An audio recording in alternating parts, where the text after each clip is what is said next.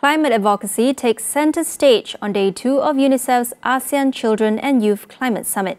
Reporting from Langkawi, here's our correspondent Farhana Sheikh.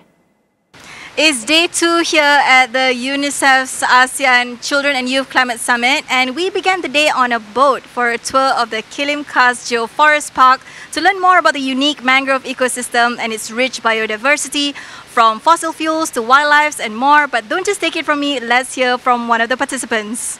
I thought it would be like it would be just the mangroves and stuff, but actually going into it, we have seen like the monkeys and also the eagles and a lot of creatures having fun on their own, and their it's like their natural habitat, and so it's really nice to learn about their nature, because the tour guide has also explained us about how they behave normally in nature, and also the fact that like we can reduce the risks of natural disasters such as storms, floods, and tsunamis just by having mangroves in our coastal regions. It really inspired me to like advocate more for the preservation of the rainforest and the mangroves. And now that we have joined this ACYCS 2025, we're inspired by the other delegates from ASEAN countries, like how they are handling climate affairs in their countries, how are they advocating for better changes, how are they spreading awareness in their countries, how are they taking part in like policy making and stuff. So it really inspires me and motivates me to work harder for my country and preserve the nature, and also like for the betterment of livelihood for our citizens in Myanmar. After the trip, the participants joined a series of workshops. I myself had the privilege of conducting one workshop on the role of media in climate action. Others explore various topics from mental health in reducing climate anxieties, disaster risk reduction, as well as indigenous knowledge and more. So let's hear from one of the participants what he has to say.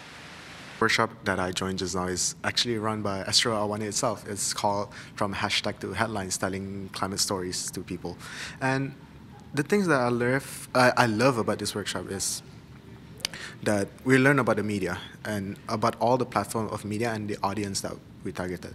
Not in this generation, there's a lot of platforms and a lot of audience, and when we created content, we don't really know who is it for and where we should upload it. And I think this workshop really does condense it into like, who is your target audience primarily, and how are you telling these stories or this problem to people.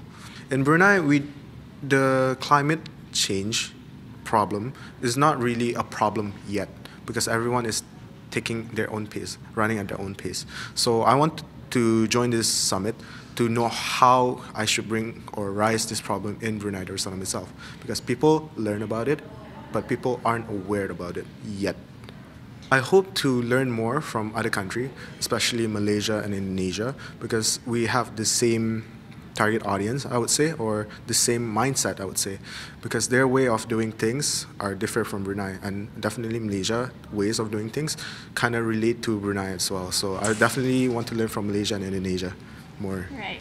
That's a wrap for day 2 here at the ACYCS in Langkawi. Tomorrow, some of the delegates will head to the ASEAN Ministerial Meeting on the Environment to present some of their climate action recommendations. So stay tuned for that and more only on AWANI.